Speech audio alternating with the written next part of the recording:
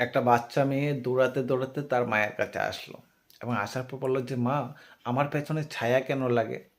তখন ওই মা বললো যে তুমি যখন আলোতে হাঁটবে তখন তোমার পেছনে ছায়া লাগবেই। তখন বাচ্চাটা আবার জিজ্ঞেস করলো, মা, ছায়া কি আমাকে স্পর্শ করতে পারবে?